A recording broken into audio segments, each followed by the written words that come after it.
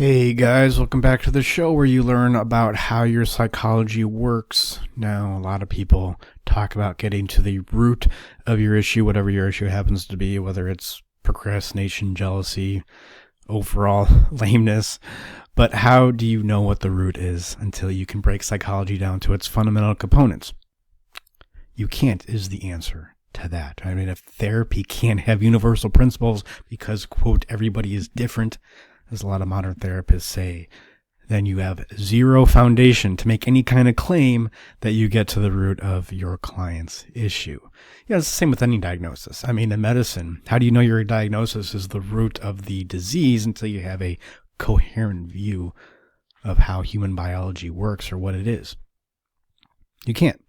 So today, let's talk about how to get to the root of your responsibility or irresponsibility. We'll go through what this process looks like, and I think you'll see that responsibility isn't something that you take, as the expression goes. It's something you build. It's something you strengthen over time, one brick at a time. And to help us discuss this, we have a question from a young man who has a difficult time with responsibility. He writes, I struggle to look at myself for what I am. I say, better do something about it. And then I don't do it. Oh, he has a difficult time doing that. Rather, I stop looking at myself. I don't do it. And I get resentful when somebody points this out. Somebody points out this hole in my boundary, and this keeps me from evolving.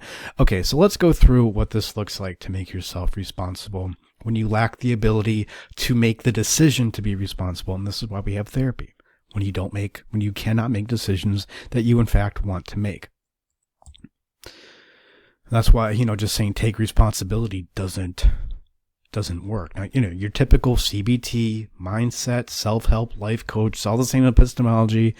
They would tell this young man to simply take responsibility in many different ways. And there's a lot of different forms of this, but it all boils down to take responsibility. Either change your thoughts, affirm that you're responsible, change your emotions, which amounts to repressing them. Facts don't care about your feelings. Yeah, but your feelings are facts and they need to be addressed. And in fact, feelings are the metaphysics of therapy, of psychological change.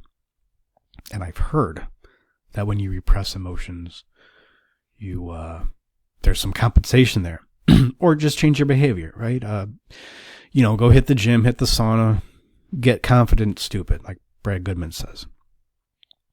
Now, the good ones will be able to communicate the importance of responsibility in many different ways, through stories, through their own stories. Look at how responsible I was. You can be responsible too. This communicates how important responsibility is, which is great. I mean, it's helpful, but that's not therapy, and that's not really how you change if you really need to change. You can tell yourself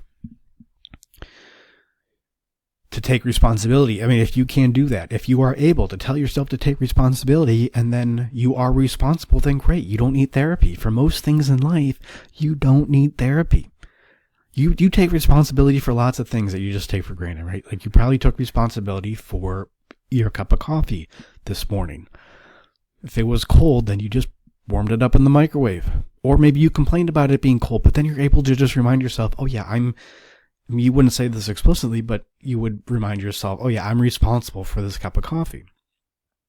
Now, this works for coffee because you have no issues with coffee. But when it doesn't work, let's say with women, you cannot take responsibility for your results with women or even your actions with women. You try, but you keep getting resentful. Now, this listener doesn't say what he has a problem with taking responsibility for. He doesn't say what that is, but let's just assume, or let's just say, not assume, but for the sake of specificity, that he has a problem with women.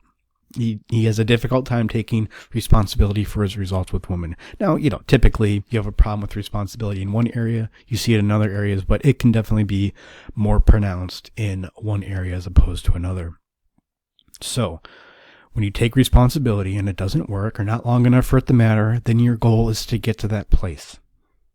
As we say, that psychological plinth from which you're able to take responsibility, or at least able to take progressively more responsibility for your life. And then just a quick, I guess let's just talk about the nature of responsibility, because, when you think about it, this seems like a side point, but I think this is important, you'll see, because when you think about it for more than 2 seconds, responsibility isn't this surface level phenomenon like a lot of people treat it as. I mean, if you're responsible for a team at work and the team is working on a project and that project is a failure, would it be sufficient to say, I am responsible for the failure? No, I mean, that may be necessary to say, but it's not sufficient. In order to really be responsible for the failure, you need to identify where in the process you messed up. You need to be able to identify that and know where to fix it. You need to know the steps. I mean, you can't be responsible for an air conditioner if you don't know how air conditioners work. Otherwise, you can only feign responsibility, which usually feels weak and inauthentic. I think of Dan Campbell, the head coach of the Lions, who just lost to, a couple of weeks ago, lost to the Commanders in the playoffs. And he got up to the podium after the game and just blabbered and cried about how the loss was his fault. Now, this is a guy who feels really bad, but that's not the same as taking responsibility. I've seen people take responsibility in this kind of way of lecturing themselves, saying it's my fault, I'm the responsible one, I'm the one who who is responsible for his results in life, and then they're dead within a week. They're not responsible. They know responsibility matters. Okay, that's a step, but what does that get you? It gets you nothing. So, responsibility is ownership, not just for the result, but for the steps that lead to the result. If you don't know the steps that lead to the result, you cannot be responsible for the result. This is why it's vital to break responsibility down to its fundamental components. Like Dan Campbell, if you have a lot of unmanaged anxiety and you learn about responsibility from Jocko Willink or Jordan Peterson, then that can often just become self-criticism. Of course it is, because responsibility is right, but you're unable to take it. So you think you must be the problem. Or you externalize it and you become critical of others and you start to control. So yeah, if you have a lot of anxiety and you learn about responsibility, then it either turns into self-criticism or control. And this is why, you just need to keep reading self-help books, I guess, which is maybe part of maybe that point doesn't make sense here, now that I think about it. But whatever, to bring this back to women, okay, so you got to be responsible for your results, yes, but for each piece that contributes to that result, not only your actions, but the psychological processes that lead to your actions. The actions you take, and maybe more importantly, especially with women, it's not what you do, it's how you do it. More importantly, your intention behind those actions. And these psychological processes are emotions, are emotional steps. The emotional steps you take that lead to your actions, because that's what an emotion is. From my first book, an emotion is a mode of human operation. It's a particular brain state, the result of which is to make a decision, to take an existential decision, to take an action. An emotion is simply the psychological component of an action, which is why it's hilarious when guys who are, frankly, completely out of their IQ depth implore you to not make emotional decisions. The emotional part of a decision is like the wet part of an ocean, as we say here. That's what it is. Emotions exist to create action. The intellect, or the cortex, is there to give the emotion a certain shape or not, but it's not the decision itself. So, given this, back to the scenario, what feelings may fortify, may undergird this listener's lack of responsibility? He implies many feelings, but he says one explicitly that we can focus on, and that is, of course, resentment. which is a kind of anger. It's an anger that you hold on to, that you do nothing with. So if we're going to process this anger so we can become responsible, let's look at how anger works. Now, anger is a psychological response. It's an emotion. It's a psychological response from the environment that tells you to achieve something, that you have a need that you need to get met, that there's an injustice that needs to be rectified. And anger, what that does to your body, it's very helpful for taking action and getting needs met. It's adrenaline, it's dopamine. Guys who have a difficult time with anger or who repress it a lot, they often rely on stimulants and Adderall. Right? They need to create, they need some exogenous anger because they can't let themselves feel it endogenously. I think I'm using that right. So the need or injustice, can you see my cursor?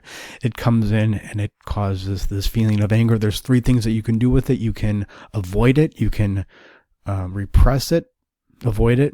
You can dump it on others, or you can take that anger and place it out into the environment in a healthy way, in a way that benefits not only you, but others. So yeah, the first thing you can do is just to avoid it. And let's blame society for a second. A lot of us learn that anger is a negative emotion.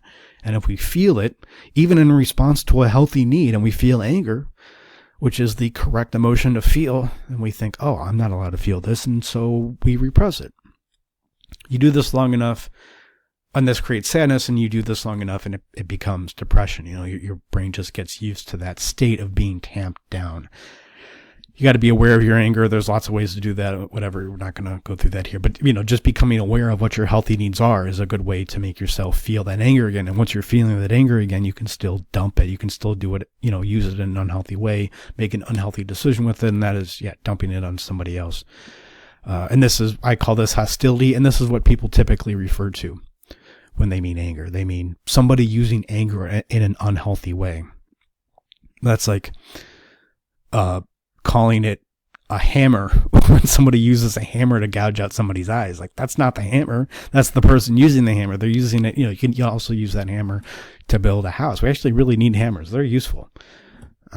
So when somebody gouges out somebody's eyes with a hammer, don't call that a hammer. That's inexact. That doesn't help. Don't you see we're in the middle of a mental health epidemic? And one thing that we need to work through this properly is we need to identify exactly what's going on. Like if a lot of people had heart attacks, we wouldn't say, oh, well, let's just fix hearts. No, we need to know what a heart is and how to take care of it. And even that, we know how to do that, at least to some degree, but even then, we still have a difficult time. Okay, so then once you feel anger again, you can dump it on somebody else. And you can be hostile with it. Now, the way out of hostility is to take responsibility for your feeling of anger. Well, Mark, now you're just telling somebody to take responsibility when you're criticizing people for telling guys to take responsibility. Yeah, but obviously it matters the resolution at which you take responsibility. To go back to the heart example, do you just say, well, fix a heart? Is that when you open up a heart surgeon's textbook, does it just say fix a heart, or does it go into how the heart works? I've heard that criticism before, but that's really not a good criticism.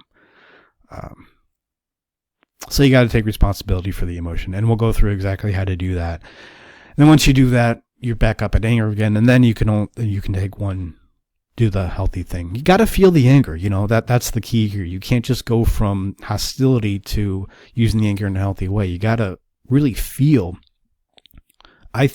truly that pure, unadulterated feeling, that you get from truly feeling anger, not sadness, not hostility, but just feeling the anger and going, yeah, this is mine. I get to have this anger. Only then can you really use it in a healthy way. Only then are you in the right, state from which you can place it out into the environment in a healthy way. And that is assertiveness, as I call it. This creates compassion or gratitude, whatever. That comes from getting your needs met. Now you have many, many healthy needs. But the fundamental psychological need that we'll go through here and next is to have a feeling, identify it, and then communicate that feeling in a healthy way that actually connects you with other people, that improves your relationships with other people. So not only is this how anger works, but this tells us exactly what we need to do to approach the anger, to process it, to talk about it. If you're going to be a zookeeper and you're taking care of bears, if you need to approach bears, it's probably good to know how bears work, how they behave. Same thing with anger or anything else that could be potentially dangerous. So how do we talk through anger? How do we approach anger? Well, these are the 5 steps. And they are talk about the facts, the feeling of the anger, what that feeling means about us, to bring up any unconscious issues. That's kind of like a Cliff's Notes version of Jung's amplification, how we're responsible for the anger, not the facts, not the situation out there, how we're responsible for that flavor of anger that we feel, and then what are we able, not what should we do with the anger, what are we able to do? And there's always something you're able to do, which is the most annoying statement in the universe. So what would this guy say if he was talking through this? What are the facts? Again, this is all hypothetical. I don't even know if this guy has a difficult time with taking responsibility for women, but hypothetically, the facts, he would say, women are too much work. I put in 10 units of effort and I get back 1. That's how it feels to me. Now, again, you say, well, Mark, those aren't facts. Those are his feelings. Facts don't care about your feelings. But again, this is psychology. This is not philosophy. The feeling is a fact. We need to start there if we have any hope for processing it, for becoming aware of it, for integrating it into our personality so we're able to take responsibility. So women are too much work. What's the feeling here? He already said resentment. There's other feelings you could say here, like maybe bitterness or rage. The point is you feel how you feel and you put a word to it. It doesn't have to be exact. It doesn't have to be perfect. It's just about being able to do that. Oh yeah, this is how I feel, and this is the word. I know this sounds super lame, but if you're stuck, if you don't have a personality, hear me now, believe me later. This is why, because you can't do this very well. Now, what is that feeling, not the fact, what does the feeling mean about me? And this is where we get into this kind of shorthand amplification, maybe association. Well, it depends on your approach to it. But it's similar to like if I ask you, why are you such a loser, and you start giving me answers, similar principle works here. If I ask you, what does this feeling mean about you? Those answers, right? I didn't put those answers in there. I'm just asking you. I'm just trying to trigger something in your mind so you can divulge, so you can admit what is going on in your unconscious that is informing. That's what meaning, like what's the definition? Like what are the reference to this feeling? And then that's what we're doing here. So what does this feeling mean? It can mean a lot of things. Maybe typical meaning could be, it means, what it means about me is my mom neglected me. Now that's about your mom. So the right way to say this, I think, is I feel neglected by my mom. That's what it means. It takes me back to this feeling that I had when I was a child, when I felt neglected by my mom. Now, why do you feel neglected? Or why are you neglected? Well, you could come up with lots of things here. I'm not good enough. None of this is true, or it could be true. It couldn't, but it's not about that. It's just about what are the reference behind this feeling. Why are you not good enough? Because I zonk out on Twitter and YouTube. Why do you zonk out? Because I'm stressed. I'm overwhelmed. I don't know how to manage my anger. I'm in conflict with myself. You can keep going with this This is very, person specific. And then to the fourth step, to the responsibility. How do you take responsibility? Where you look at the payoff that you get from your feeling. You look at how you contribute to the feeling, and then you look at how you relate with anybody if there's a conflict here. So to the payoff, a typical payoff here would be victimhood. Something that doesn't feel good, but it's a powerful feeling that could be familiar to you, and this keeps you from, dealing with more fundamental issues in your psychology. This keeps you from really looking at your anger and how your results with women are really your responsibility, right? I just get to feel like a victim.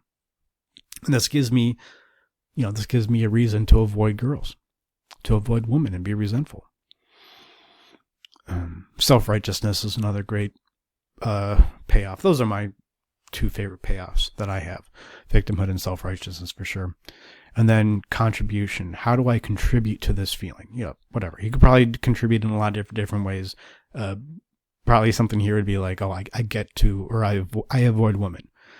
It's good to look at specific examples. We're not going to go through that now. And then how do you relate with women? The idea here is you just be very charitable to whatever the other person is in this conflict. Here it's just women in general. Maybe you can pick out one woman. And you just be charitable about, well, what is she going through? What are women going through when they're with me? Well, they're with a guy. They're with somebody who secretly resents them, but lacks the literacy to communicate that. How does that feel? Have you ever been in that situation where somebody resents you, but they're not saying anything? Yeah, that's just like, me and my ex-girlfriend, and man, that was really exhausting to be around. Is that how women feel when they're around me? When I was out with that girl, last week, was that how she felt? Yeah, maybe. And then, what are you able to do? You tell me what you're able to do. I know there's always something you're able to do, and that is to put words to this feeling. Like, how would I potentially express this resentment to my mom if I absolutely had to? Not that that would be advisable to do, to express this to your mom. That would most likely be a bad idea, especially if you're just working through this now. But how would you do it in a way that actually connects you with your mom? I know you can think of something. And it's, this line of questioning based on, I would argue the nature of what an emotion is allows you to approach the emotion for exactly what it is. And that's the point of therapy. That's what we're doing here, right? When you're unable to approach the problem, the existential problem for what it is, you approach the emotion that undergirds that problem until you're able to approach the problem for what it is. And this is what you focus on. This is how you take responsibility. You don't take it, right? You build it brick by brick. We just went through the creation or the partial creation of a brick. I mean, the next thing you need to do is you need to be able to talk through this emotion with somebody else looking at you. Say it out loud to see how it feels. Okay, so you wrote this all out, but how does it feel to actually talk through it? Then optional, you can discuss it in a group setting, and then eventually the final creation of the brick is you get to that place where you're able to talk about this feeling, this emotion that you feel, this resentment, this bitterness, with the person to whom the issue references, right? Sorry, I just became a humo for a second. And, to do this, it helps look at your loop, how it informs the resentment here, how it informs other issues that you have, just to give you various lenses to look at the situation. That can definitely be helpful. So through this, you be responsible. You become responsible. You is responsibility. So this is, this is what I suggest is rather than delude yourself with affirmations, you approach the unconscious for what it is, right? You just focus on the resentment in a healthy way. You don't indulge it. You meet it. You don't let it have its way with you, nor do you have your way with it. But you just meet it. You just see it for what it is. You go, oh, I know the nature here. I know how this works. And we can have, some kind of meeting, some kind of agreement here with this particular feeling state. And, just try to focus on that and, maybe just hold off on your affirmations for a week or so. I mean, come on, think about it. Your affirmations are retarded, right? And so, yeah, this is the way. This is what you do. You relate with your unconscious so you can relate with reality. I mean, look, I get it. Like affirmations, I'm being a little facetious here. They can be helpful, right? But it's important to see the truth and remind yourself of the truth. But a lot of affirmations aren't truth. I mean, if you want affirmations, why don't you choose ones that are truthful? Like, when I don't approach fundamental aspects of my issue, I will be weak. I will be weak no matter what I affirm to myself. That's true. Or I feel like a victim, so I can avoid women. Or I avoid women so I can feel like a victim. I mean, where even are you anymore, right? That's kind of the point. And that's it. Joinanimus.com/schedule. You will not be able to go through this process on your own, not because you're stupid, but because you aren't built to grow. You aren't built to go through these feelings on your own. You need somebody. You need somebody there. You need to talk through it with somebody, in preferably a confidential setting. So when you start blabbering like Dan Campbell does, nobody knows about it, right? You can just have that and like, okay, I can have that. I can see that's there, but I don't have to do it in front of the microphones and everything. Yeah, you don't have to go through this with me, but you need to go through it with somebody. But I am one option for you if you are at all interested. If you just want to learn more about what I do, I took you through part of it here, but yeah, joinanimus.com/schedule. And yeah, that's it. I got to get going.